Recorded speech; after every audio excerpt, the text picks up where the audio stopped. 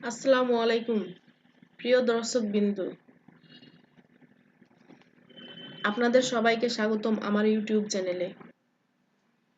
আজকের ভিডিওতে আমি আপনাদের দেখাবো কিভাবে খুব সহজে সুন্দরভাবে একটি বর্ডার লাইন ফুলের ডিজাইন আঁকা যায়। আপনি যদি আর্ট, ড্রয়িং, এমব্রয়ডারি বা ডিজাইন ভালোবাসেন তাহলে এই ভিডিওটি আপনার জন্য খুবই উপকারী হবে।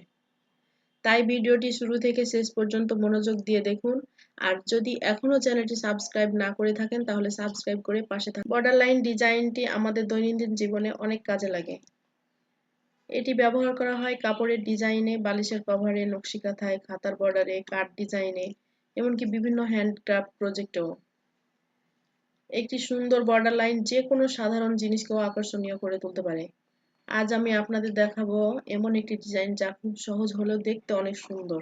ডিজাইনটি আঁকার জন্য আমাদের খুব বেশি কিছু দরকার নেই, শুধু একটি সাদা কাগজ বা কাপড়, একটি পেন্সিল, একটি কালো মার্কার বা কলম এবং চাইলে কিছু রং। আপনি চাইলে রঙিন পেন্সিল, স্কেচ পেন অথবা এমব্রয়ডারি থ্রেডও ব্যবহার করতে পারেন।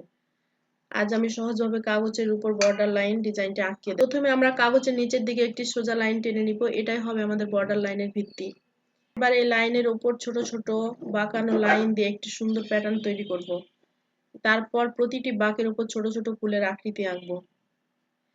দেখবেন প্রতিটি ফুল যেন সমান দূরত্বে থাকে, এতে ডিজাইনটি দেখতে আরো সুন্দর ও পরিপাটি হবে। এবার ফুলের উপরে ছোট লম্বা একটি বাঁক তৈরি করব, যাতে ডিজাইনটি আরো ন্যাচারাল দেখা যায়।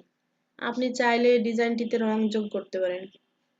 ফুলগুলোতে হালকা গোলাপি বা লাল রঙও ব্যবহার করতে পারেন। পাতাগুলোতে সবুজ রং দিলে ডিজাইনটি আরো জীবন্ত দেখাবে।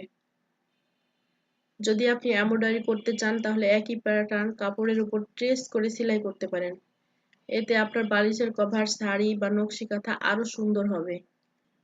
আজকের ভিডিওটি যদি আপনাদের ভালো লেগে থাকে তাহলে অবশ্যই লাইক দিন। আপনাদের মতামত কমেন্ট করে জানাতে ভুলবেন না। আর নতুন নতুন ডিজাইন ভিডিও পেতে আমার চ্যানেলটি সাবস্ক্রাইব করুন। সবাই ভালো থাকুন, সুস্থ থাকুন। আল্লাহ হাফেজ। আসসালামু আলাইকুম।